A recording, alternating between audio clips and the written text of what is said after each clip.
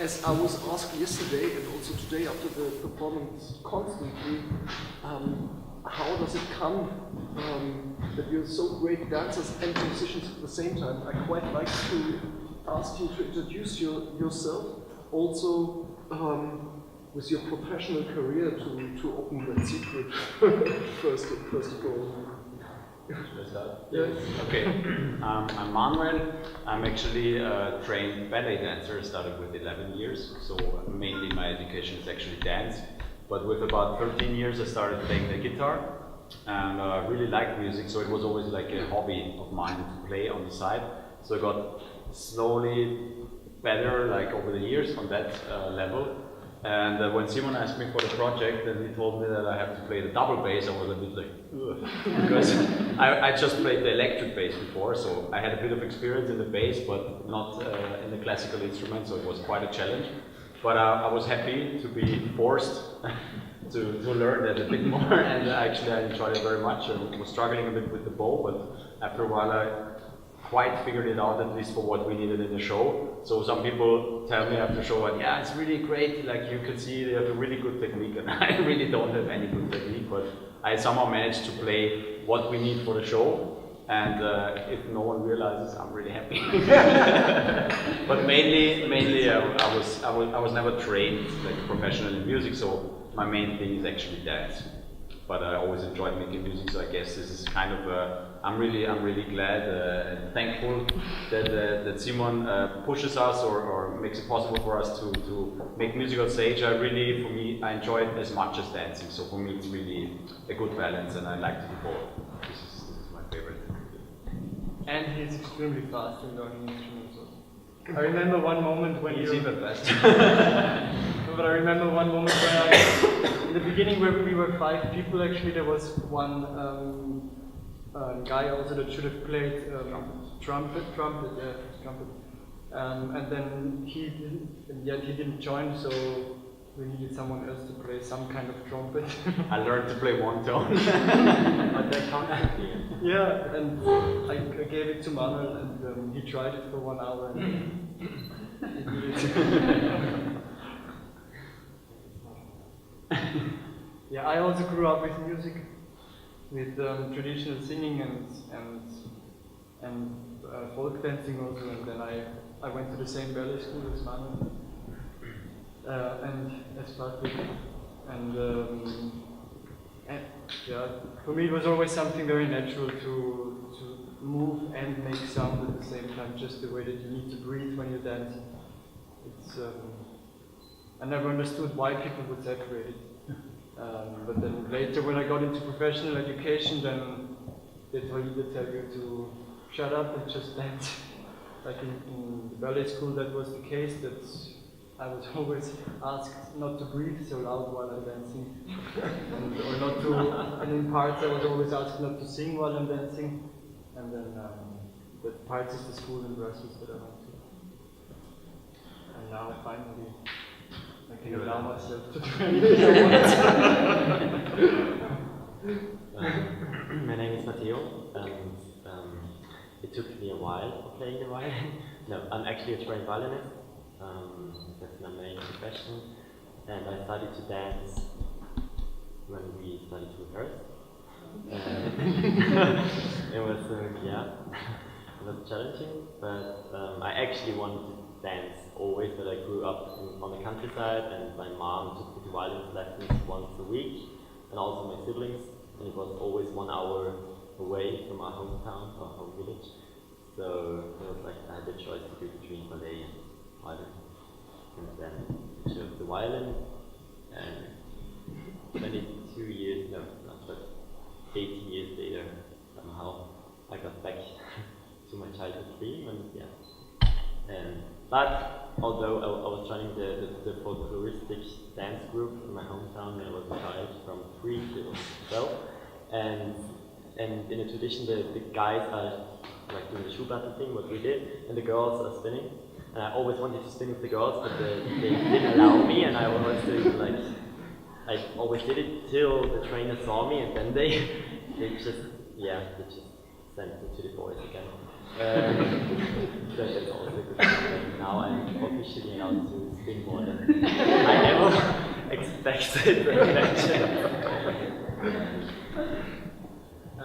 I'm Patrick, and I grew up with ballet actually. When I was very small, my mother had a ballet school for kids, and then I came with 7 or 8. I came to the ballet school also with Simon, my mother, and I trained there.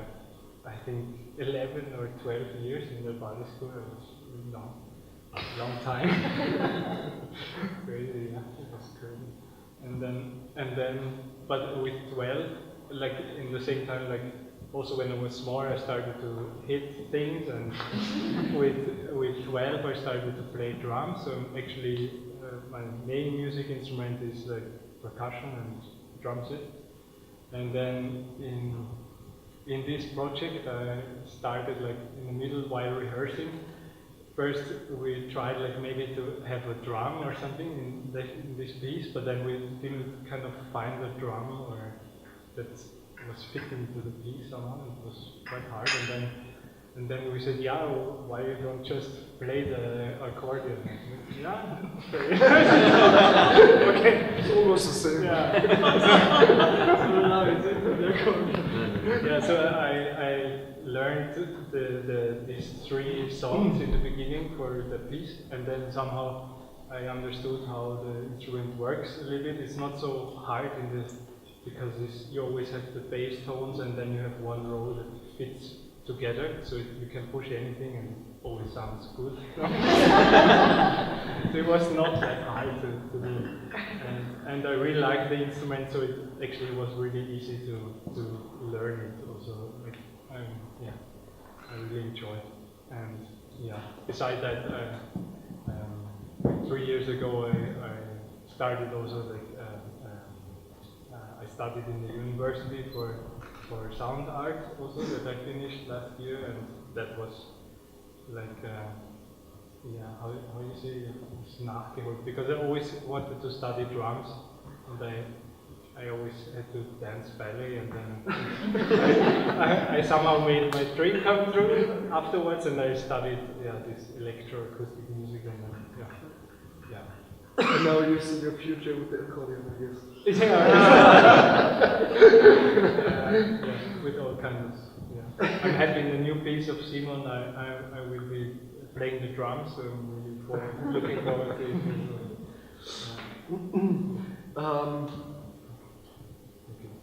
it. It's actually an ongoing or longer research project of Simon to explore folkloristic dance and folkloristic practices in the context of contemporary performance. Simon did a solo show about the same subject matter, but a quite different show before this one. And what always fascinated me was that. Sorry, I start to talk about your private life now, but Simon Simon comes from a very, very small village in Upper Austria, from a farmer's family, and I think it's a very biographical thing that he is so connected to this folkloristic practice.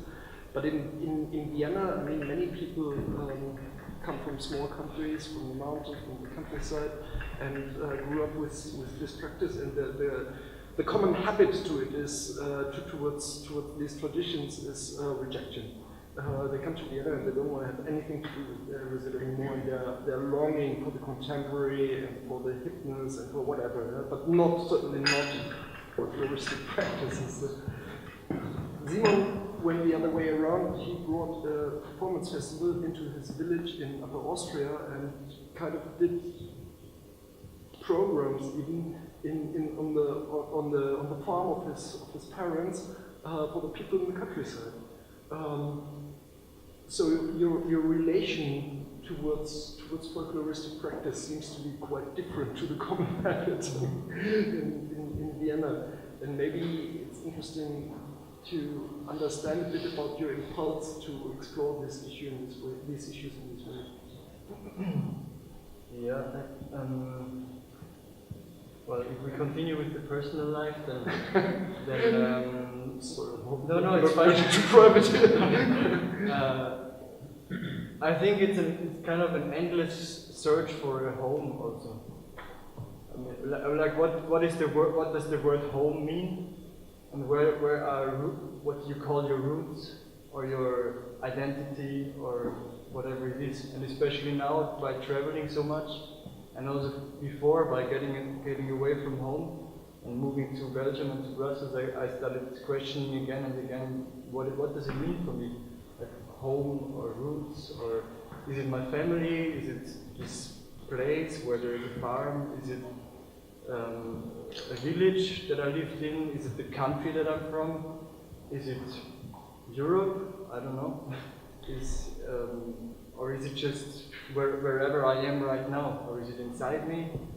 And there is different versions of it, and I think in every part of my life another one applies. Or it can also be a relationship that you feel really home with. Soon I realized that through this identification question that it is also this village where I come from, it is also the tradition from there, it is also the people from there and all the connection. And somehow, yeah, by feeling it's the music that I remembered from the childhood and all the traditional context brought me this kind of feeling of home again and again. And at the same time, at one point it just felt very narrow. Like I am part of this folk dance group in my hometown, and every time I come back and I do a rehearsal, it feels on one hand very free and open, and there's a lot of joy, and we are dancing together. And on the other hand, if I hear them talk about homosexuality or about gender issues, then I don't feel very free in it, because it's just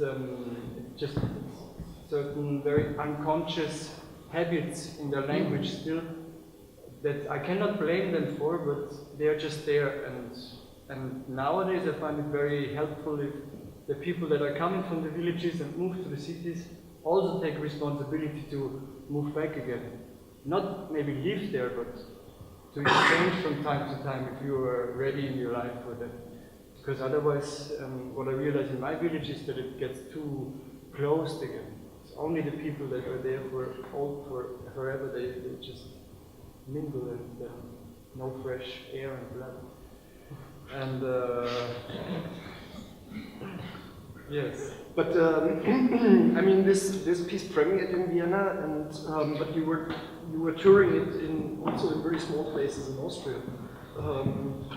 How did local people who are maybe differently rooted in these practices respond to your proposal? Well, we did it in Styria, in Austria, and Styria is like countryside, not part from Austria. And it was the first time that, because I mean, if we do that naked thing on a performance venue, it's always like a safe space. It's like, you know, the audience is in a certain way educated for that kind of performance most of the time. Although there always a bit of giggling. But and then we went to the countryside, especially at the second performance. We did it outdoor on a field, and we had to wait till it was dark, like kind of dark enough for the lights. It was really simple and really like rough the basics.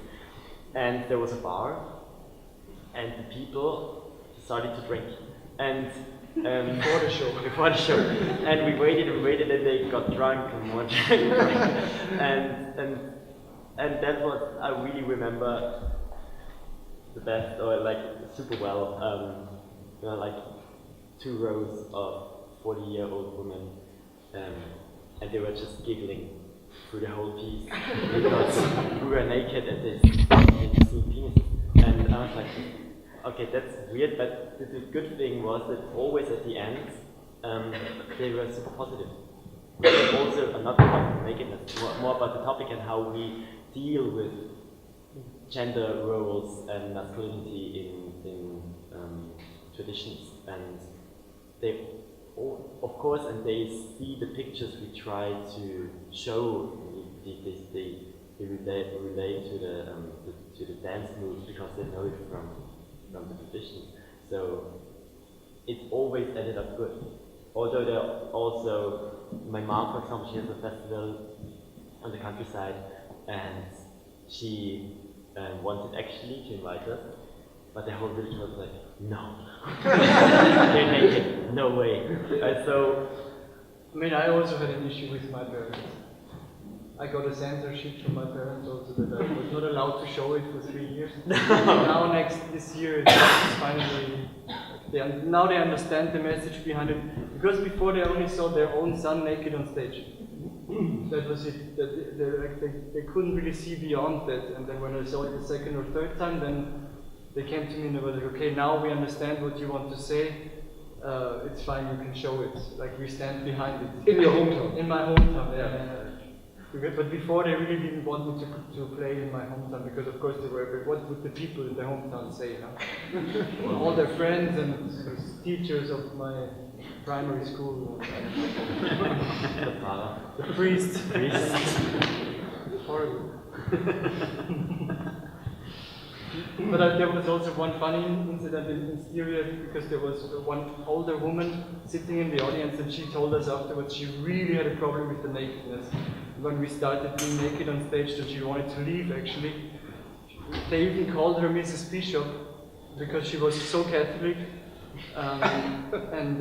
She was, I think, maybe 70 years old. And then she was like, but then I stayed. I knew that there was something else to come. And then I realized in the end, it's like paradise. Because people in paradise, they are also naked. And I was like, I don't know. Yeah, maybe. But that was her explanation then, and I found it very beautiful actually. That there is so many different ways that you can interpret this. And this one is very good for Catholics. But to be honest, that was also a thing I got asked quite a lot in the foyer over there yesterday. Is it really necessary? yes.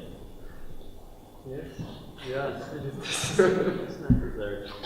I mean, it has of course a strong counterpoint to the very strong and conservative, sometimes conservative tradition that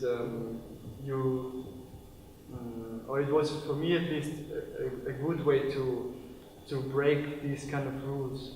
Like I wouldn't know which traditional costume to wear also in this performance. I mean, I think the costume designer did a very good job with a mix of different cultures, but you will always get identified with one region, one village, and this kind of identification I find a bit tricky for this show. Like it's not really good. So therefore, wearing some kind of traditional clothes and then doing pretty much or a little bit of the same thing again, naked, to show the two sides of the coin again. Especially when we're naked, it's always a question of action and reaction, I think, because there are like competitions where you do like shoot up a thing, and it's about who like slaps harder. And if you slap your skin hard, you get red. So if we would wear like a fabric over our skin, you wouldn't see it. And it's all about like how to, I don't know, for me it's all about pain. It's all about pain, and it's also, no, it's true, they just, I don't know, they do weird stuff that those competitions. Also it's to prove that you're a man. A man, yeah. Like if you really eat out, then you're more a man than if you don't. And they're always but like, if you don't wear pants, you see very easily that hitting hard is a sacrifice for being a man. and you do, I don't know, it's not that you don't react to it, you just can hide it, but your skin can't hide it. Yeah, no. So, yeah. Maybe it's also interesting to explain a little bit because basically all of the not all of the movements, but lots of motives you bring in really come from traditional practices, and you're transforming them. Like also I mean that's a very very typically, I don't know if you know here about it, this thing with a whip is a common practice, it's something that you can show. And you also, as far as I know, you also learn from these clubs in the countryside to actually to do it. Maybe it's interesting also to know how you worked on the original material and how you transformed it. What was what were the principles you were following? I did some, the folk dancing and the yodeling, the singing, I learned when I was a child, also from my father. And the thing with the whips, I also didn't know that it existed. But then I was researching a bit on Austrian or Alpine traditions, and then I saw that there's really people that are doing whiplashing in tradition. And then I didn't want to learn it only from YouTube, so I went to some research trips, and I went to these clubs or these communities in the countryside. And then I remember that I arrived there with a big coat, because I was so afraid of the whip and with a helmet. Because I thought, if I have to learn this thing with the big whip now, then it's gonna be so painful. And then they were really laughing at me arriving with this helmet and the coat. And then we went somewhere outside, and they were like, okay, it's like this, da, da, da, now do it. And then I stood there with the whip, and that's a bit how they are teaching in general also. That you just show you once, and then you repeat it, and you go through as much pain as you need to until you learn it. And I mean, the one with the horse whip is a bit a different story. It's not so painful also. But it's also a traditional instrument for rhythm. So there would be one accordionist sitting in the middle, and then the guys would stand around with the or stand on the table. And it comes from a horse whip where you give signs when they were on a horse carriage, and there was one carriage coming from, if this is a house, and there was one coming from here and one coming from here. They had to give a sign so that they wouldn't crash. Like a horn. And I just remember this wonder when we learned it. And we did it in Vienna, and it was really sunny. And we went outside, and there's like this really wonderful park area in Vienna called Steinhofwälder. And there's like An asylum, It's like psychiatric hospital. Yeah, something like that. And it was mental hospital. And they're always going for a walk with their patients there. And we were standing there with the whips in just underwear and trying to learn it. And sometimes we hit ourselves, and something happens like, ah! And somebody fell down, and all the people just thought we are like one from the hospital.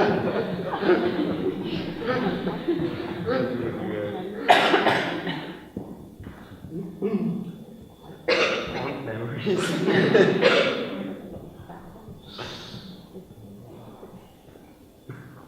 After we brought some information, maybe there are remarks, questions from the audience, because we have time to talk before. No. Maybe a link to it, because also Simon did a workshop here, also with local folk dance companies, and to learn a bit of Estonian folk dance. Yeah, they have the sticks, we have the whips. Oh yeah. I have a question about music. Again, like, did you play in any kind of traditional style? Did you have like a style that you played in? Or did you do it in an academic way? Or did you learn by the ear? Or how did you approach the music? You mean if the music that we play in the show is... No, not that what is the music, but how do you play it? Mm-hmm. Like, do you play in a traditional style or more academic style? Do you know? Or... Yeah, it's a bit traditional style actually. It's really... So you are studying, like, you learn violin in traditional style? Not really. I studied, I had like a classical education, and then I started to study jazz violin, baroque violin. But I grew up with it, and I somehow between 12 and 16 it kind of saved my violin playing, because I didn't want to play classical style anymore. And then I really got stuck in the traditional style. And that's actually why we started to work together, because in the music part, I also play in my other main ensemble. We do like contemporary Austrian folk music. And the things, actually, and how we learned it was really traditional, because if you go to the countryside, it's kind of the same thing with, like this thing you told with the whip. You don't get notes or anything, they sit somewhere in an old restaurant, and they play, and then you follow, and then maybe at the third time or the third day, you get it. And actually, we did the same thing. There were no notes, also with the yodeling. And it's the same actually with the instrument learning. No? Yeah. The process that the two of them had with learning the instrument is a very, very traditional one. Yeah. So that there is mostly it is like this also in a band. There is one instrument missing, and they tell you to play the bass. And then you learn to play the bass, and you learn as much as you can. And there's also one thing about home. I was thinking about the same thing, and I think it's just about fond memories. I think if you, because you were talking before about why traditions and where to feel your own roots, and maybe you are Austrian but feel more at home at flamenco, or I don't know, or at the Balkan style. And I think it's just about, for me it is like that.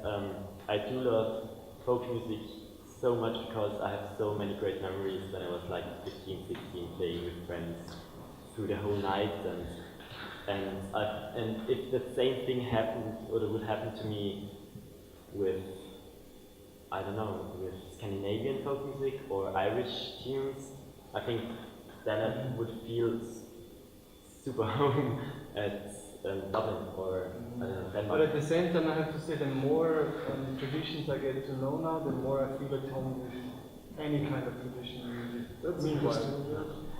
and this is something also that I think can fit very much to this time that we are living in, because it's so much the question, it's so much this fear of the strange again. You know? Also with the refugees that we have, or like this whole movement that we have now, that it's just there is so many parallels in all these traditions. If you think of circular movement, if you think of turning, if you think of endless similarities. Also yodeling. Yodeling, yeah. There's like Akabikuni, for example, they have this really weird little style. Yeah, you find some kind of yodeling nearly everywhere in the world. Yeah. And so there is something that unites us all, even if you don't want to believe it.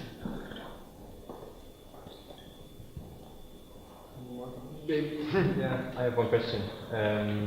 So quickly before the end of the show, you had this scene of frustration, and it seemed to me of frustration, despair, and anger. And I wanted to ask, what you wanted to show is that, was it that under the surface of the happy yodeling and dancing, there is this dark side, or was it that you were feeling personally suppressed during the time where you had to do it? Well, I can say for me, because I have really like I had an issue with folk dance, because I did it for such a long time, and it was the same thing. I was like kind of catched in that countryside environment, and I always wanted to go to the city, and I was like, oh, I can't stand it anymore. And when we started to work together, it was like, I do not like it now, but I really hated Schubladen. It was the most horrible thing for me.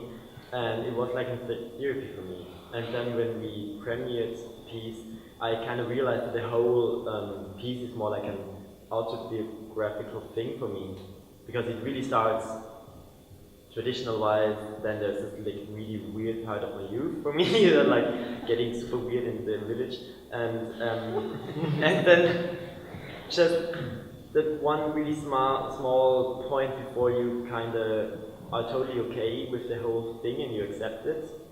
There is like also this really, like you said, frustrating thing, and like in Vulcano, it's like just makes you sick in a way, and you have to do like a light exorcism somehow. I'm not sure if that Yeah. answered the question. But It's also something that was very well understood by people in the Yeah, countryside that's when true. we were performing. Nearly all of them got this solo straight away. Like nearly all of them understood what it meant because, and the explanations that they had, for example, was, but this is very normal here, no? It's like we all have in the small Just one villages, we weirdo. all have one weird guy. and I found it a very beautiful explanation also because I also remember from my hometown there was one really weird woman and one really weird guy, and it was like what it called the Dorftrottel or something, the village. I don't know. And the explanation for that from them was like, yeah, just imagine you couldn't move. And I'm certain sure that if I hadn't had the chance to move to the city, I would grow totally to that weirdo, to that really awkward weirdo who can't stand the village anymore. And I mean, But now I have like a way to let it go because I'm visiting my family, but mainly I'm in big cities. So, and but they can also relate to it because of the mountains.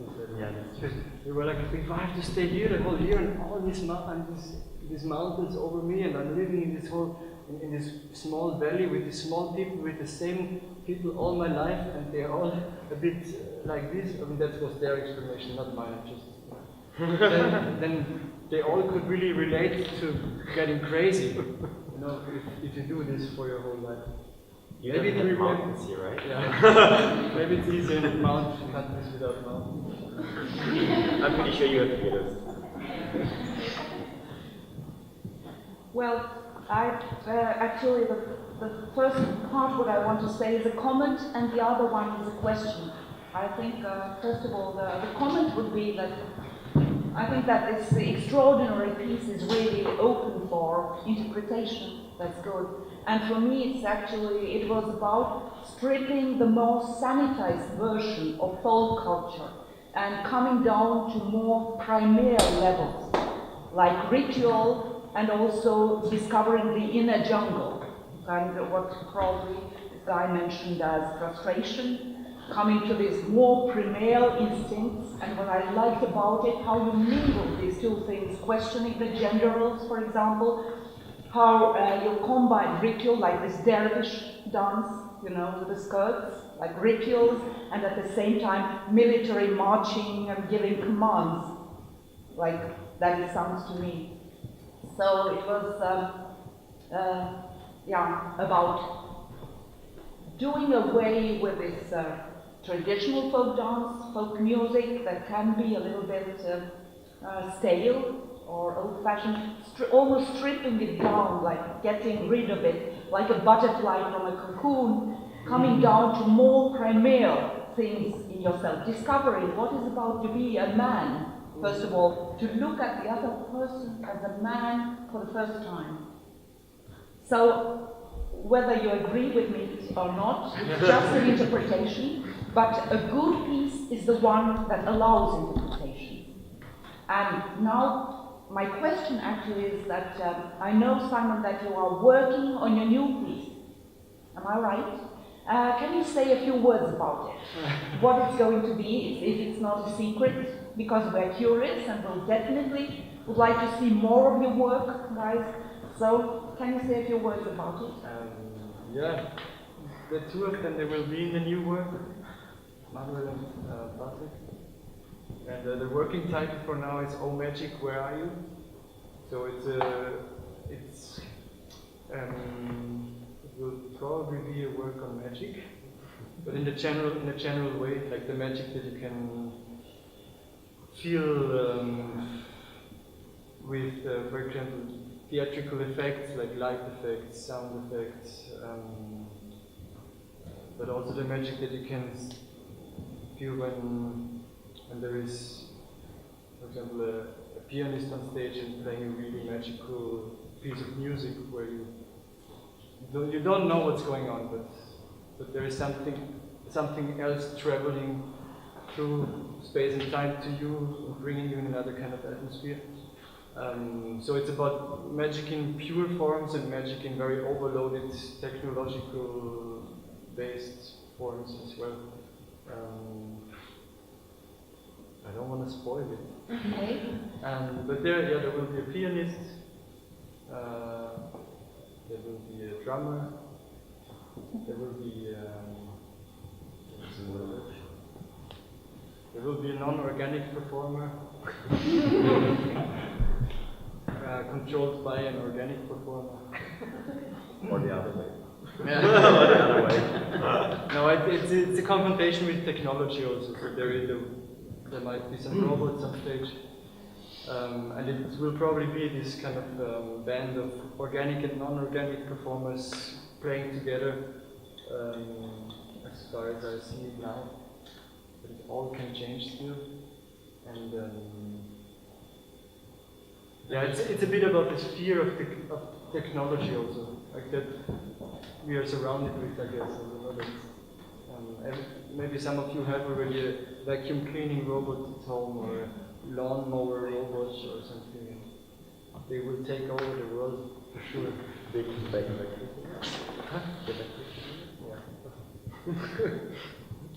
Premiere is May something in Brussels. May 17 in Brussels, yeah. What did you want to say? And it's about trends and